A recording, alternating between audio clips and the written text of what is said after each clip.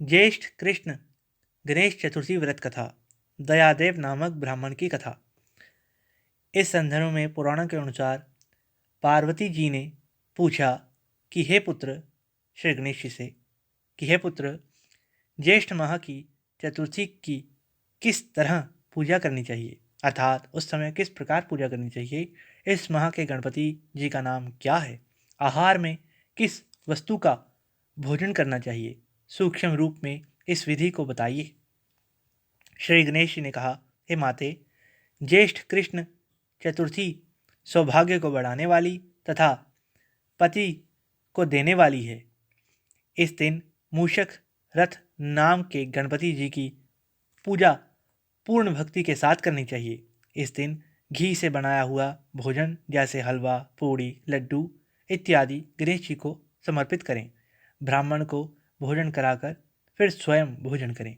हे हे पार्वती माता जी, मैं इस संबंध में एक पूर्वकालीन इतिहास बता रहा हूँ। गणपति व्रत और उनकी पूजा की विधि जैसी पुराण में बताई गई है, उसे सुनिए। सतयुग में एक पृथु नाम के राजा हुए, जिन्होंने 100 यज्ञ किए।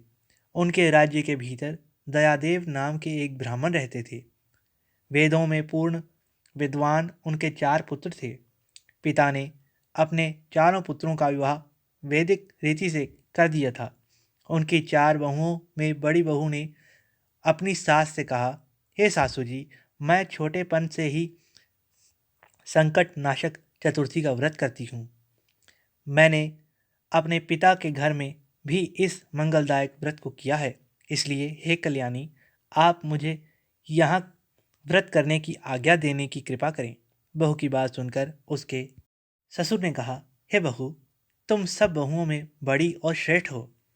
तुम्हें किसी भी तरह की कोई असुविधा नहीं है और ना ही तुम भिखारिन हो, अतः तुम व्रत करना क्यों चाहती हो।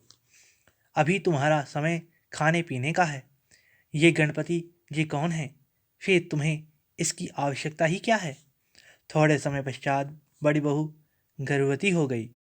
10 माह बाद उसने एक सुंदर बालक को जन्म दिया। उसकी सास बार बार बहू को व्रत करने के लिए मना करने लगी और व्रत को छोड़ने के लिए लाचार करने लगी। व्रत के छूट जाने के कारण श्री गणेश जी रुष्ट हो गए और उसके पुत्र के विवाह के समय में वर वधू के फेरों के समय उसके पुत्र का अपहरण कर लिया। इस अनहोनी घटना से मंडप में हलचल मच गई। सब लोग दुखी होकर कहने लगे, लड़का कहाँ चला गया।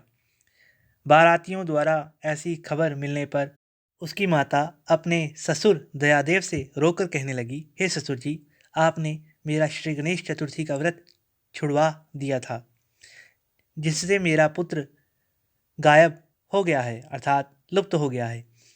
पुत्र वधू के मुंह से यह वचन सुनकर दयादेव नाम का ब्राह्मण अत्यंत दुखी हुआ। अपने स्वामी के लिए दुखित पुत्र वधू प्रति माह संकट नाशक श्री गणेश चतुर्थी का उपवास करने लगी। एक बार एक वेदों का जानने वाला दुर्बल ब्राह्मण भीख मांगने के लिए इस मृदुभाषिणी के घर आया। उसने कहा, हे पुत्री, मुझे भिक्षा में इतना भोजन दो जिससे कि मेरी भूख मिट जाए। उस धर्म आचरण कन्या ने ब्राह्मण का विधिवत आदर सत्कार किया और उसको भरपेट भोजन कराने के पश्चात उसको वस्त्र आदि दिए।